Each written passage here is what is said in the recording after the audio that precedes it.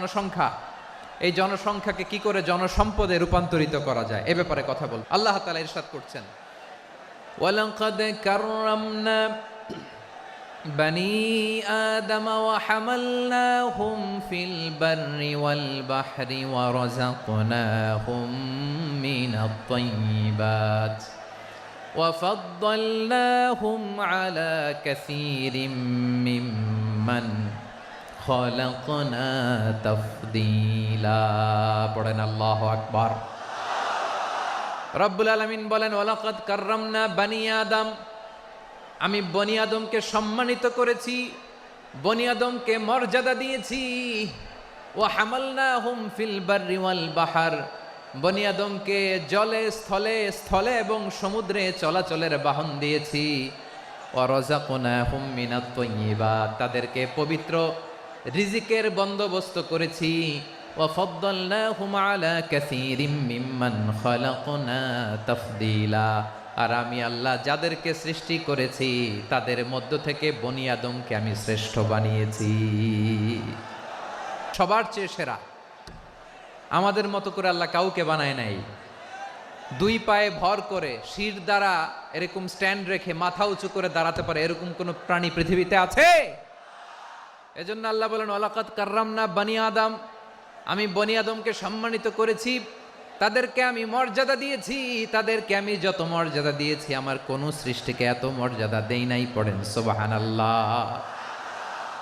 I have dignified the status of the sons of Adam, আদমের সব সন্তানের মর্যাদা আমি বাড়িয়েছি। আল্লাহ এখানে বলেননি ওয়ালাকাদ কাররামনাল মুমিনিন, আমি মুমিনের মর্যাদা বাড়িয়েছি, বলেছেন? আল্লাহ এখানে বলেন নাই ওয়ালাকাদ কাররামনাল মুসলিমিন, আমি মুসলিমের মর্যাদা বাড়িয়েছি।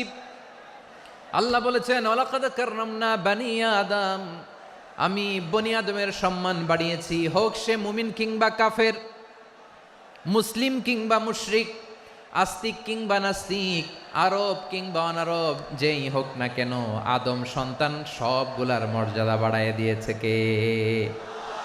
সবার মর্যাদা আল্লাহ বাড়িয়েছে।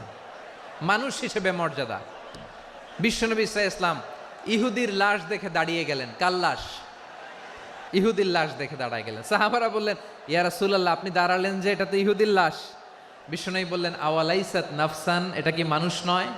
এটা হোক ইহুদি হোক খ্রিস্টান, এটা তো মানুষ। আমি মানুষ দেখে দাঁড়িয়েছি। আই স্যালিউট দ্য হিউম্যানিটি, আমি মানবতাকে সম্মান করেছি। পড়েন সুবহানাল্লাহ। তাহলে এই জমিনে মানুষের মর্যাদা বেশি, হোক আস্তিক হোক নাস্তিক, হোক মুমিন কিংবা কাফের। আদমের সন্তান হলে, মানুষ হলেই তার মর্যাদা বাড়িয়েছে কে? আমার কলিজার টুকরা যশোরের ভাইয়েরা, মানুষের মর্যাদা আল্লাহ এত বাড়িয়েছেন, মানুষ জীবিত থাকলেও যেমনি মর্যাদাবান, মরে গেলেও মর্যাদাবান। সুবহানাল্লাহ পড়েন। মানুষ মরে গেলে এই ডেড বডিটা কি হয়? পচে যায়, গলে যায়, মাটির সাথে মিশে যায়। তাই বলে আপনি ডেড বডির সাথে যাচ্ছে তাই করতে পারবেন না। পারবেন? কেউ যদি অন্যায় করে তাকে যদি আপনি শাস্তির আওতায় আনেন, যা মনে চায় করতে পারবেন না। তারা আগুন দিয়ে পোড়াতে পারবেন না, নাক কাটতে পারবেন না, কান কাটতে পারবেন না, অঙ্গ বিকৃতি করতে পারবেন না। কারণ মানব জাতির মর্যাদা স্বয়ং দিয়েছে কে? ডেড বডি পচে যাবে, গলে যাবে। তারপরে ইসলাম বলে, না খবরদার, এই মরা লাশটারও একটা মর্যাদা আছে না নাই? ইসলাম বলে এই লাশটা গলে যাবে, পচে যাবে, কিন্তু এটার অমর্যাদা করো না। কর্পূর দিয়ে, খেজুর পাতা দিয়ে এটাকে ওয়ার্ম ওয়াটার দিয়ে, গরম পানি দিয়ে ধৌত করো। সাদা শুভ্র ধবধবে কাপড় দিয়ে লাশটাকে তুমি কাভার করো। তারপরে খাটিয়ার মধ্যে লাশটাকে রেখে বিশাল একটা প্রোগ্রাম করো, একটা ফিউনারাল প্রোগ্রাম করো। ওই প্রোগ্রামের ডানে বায়ে পেছনে লাশটারে রাখলে হবে না, প্রোগ্রামের একেবারে সামনটাতে তুমি লাশটাকে রাখো। সুবহানাল্লাহ। একটা ফিউনারাল প্রোগ্রাম করতে হবে, তাকে শেষ বিদায় জানাতে হবে, যেটাকে আমরা জানাজা বলি। কি বলি? জানাজা মানে মাইয়েতের জন্য দোয়া, তার জন্য দোয়া করা হয়। তাকে একটা সিস্টেমেটিক অর্ডারে কবরে রাখা হয়, সুন্দরভাবে সেটাকে কবরস্থ করা হয়, মাটি দেয়া হয়, পানি দেয়া হয়। তার মানে মরে গেলেও মানুষের সম্মান বাড়ায় দিয়েছে কে? এজন্য আল্লাহ বললেন, ওয়ালাকাদ কাররামনা বানি আদম, বনি আদমের সম্মান মর্যাদা আমি আল্লাহ বাড়িয়ে দিয়েছি। মানুষের সম্মানে তুমি কখনো আঘাত করো না, ঠিক কি না? তাহলে ভাই, প্রথম মেসেজ হচ্ছে, the first and foremost message tonight to the people of Jessore, আল্লাহ বলেন, I have dignified the status of son of আদম, আমি বনি আদম সবার মর্যাদা বাড়িয়ে দিয়েছি। হোক আস্তিক নাস্তিক, হোক কাফের কিংবা মুশরিক, তার মর্যাদা বাড়াই দিছে কে? যখন বন্যা হয় আমরা ত্রাণ নিয়ে যাই, আমরা শুধু মুসলমানদেরকে ত্রাণ দেই নাকি? হ্যাঁ, আমরা মুসলমানকেও দেই, অমুসলমানকেও দেই, হিন্দুকেও দেই, বৌদ্ধকেও দেই। যেখানেই মানবতা বিপন্ন সেখানে ইসলামের হেল্পিং হ্যান্ড আছে না নাই? সুবহানাল্লাহ, কি দিন আমরা পেয়েছি, কি বিধান আমরা পেয়েছি। ওয়ালাকাদ কাররামনা বানি আদম, আমি বনি আদমকে সম্মানিত করেছি। এরপর আল্লাহ বললেন, ওয়া হামালনাহুম ফিল বাররি ওয়াল বাহর, জলে স্থলে আমি চলাচলের যানবাহনের ব্যবস্থা করেছি। আমরা স্থলে ঘোড়ার উপরে চড়ি, উটের উপরে চড়ি, গাড়ির উপরে চড়ি। এই যে গাড়ির ইঞ্জিন বানাইছি আমরা, এটার মেধা দিয়েছে কে? আবার সাগরের মধ্যে আমরা নৌযান, জলযান, বড় বড় জাহাজ দিয়ে এক মহাদেশ থেকে আরেক মহাদেশ যাই, এক দেশ থেকে মালামালগুলো আরেক দেশে পাঠাই। সাগরের ভেতরে নৌকাগুলোরে ধরে রাখলো কে?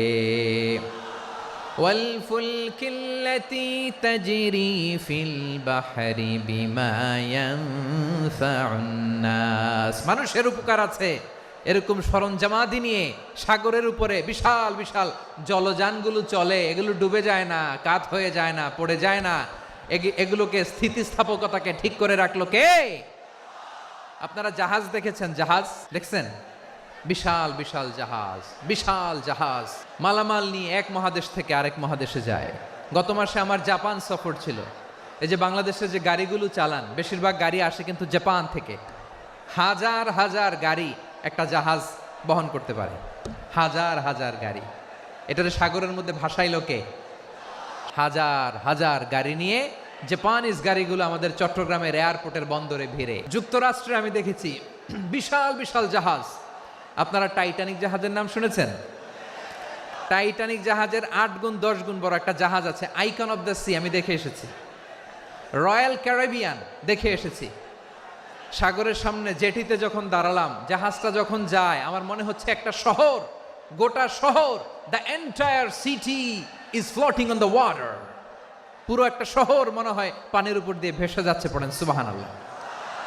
এই যে আইকন অফ দ্য সি, এই ক্রুজ, এই জাহাজটা, এটার ভিতরে স্টেডিয়াম আছে।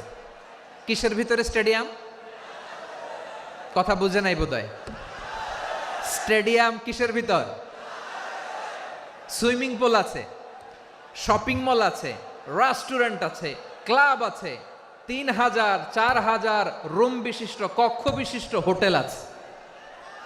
এই সবগুলোর নিয়ে এগুলো চলে সাগরের দোলার মধ্যে, জলোচ্ছ্বাসের মধ্যে। এই সাগরের ভেতরে এই জাহাজগুলোর ভাষায় রাখছে কে?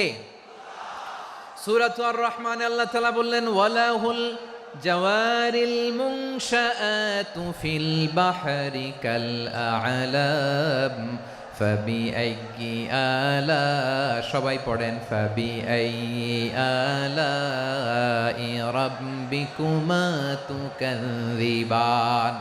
পাহাড় সম বড় বড় জাহাজগুলো মাল বোঝাই করে সাগরের মধ্যে ভেসে বেড়ায়। এগুলো দিয়ে মালামাল বহন করা যায়, মানুষরা এক দেশ থেকে আরেক দেশে যায়। এই জাহাজগুলোর সাগরের ভেতরে ভাসায় রাখলো কে?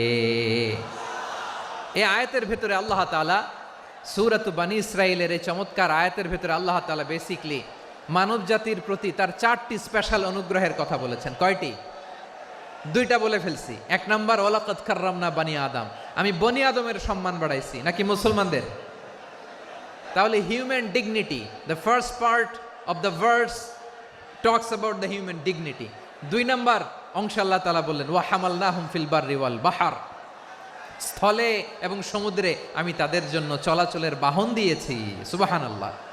তার মানে smooth movement on land and sea, জলে এবং স্থলে যাতে আমরা স্মুথলি মুভ করতে পারি আল্লাহ তাআলা দিয়েছেন। 3 নম্বরে আল্লাহ তাআলা বললেন, ওয়া রাযাকনাহুম মিনাত তাইয়্যিবাত, মানুষের জন্য আমি পবিত্র রিজিকের ব্যবস্থা করেছি। জলে এবং স্থলে যত প্রাণী আছে সবগুলা প্রাণীকে রিজিক দেয় কে? আমাদেরকে রিজিক দেয় কে? সাগরের মাছগুলোকে, বড় বড় তিমি মাছগুলোরে রিজিক দেয় কে?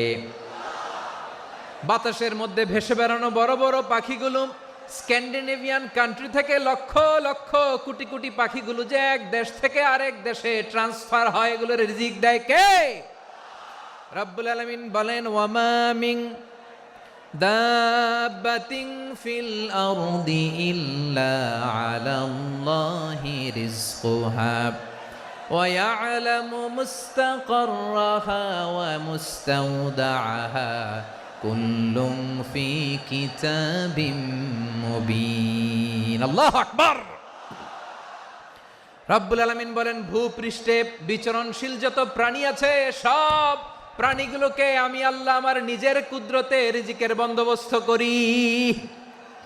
এই প্রাণীগুলো কোথায় থাকে, কোথায় যায়, সব জায়গায় আমি রিজিক পৌঁছে দেই। রিজিক কেউ দিতে পারে না, রিজিকের মালিক কে?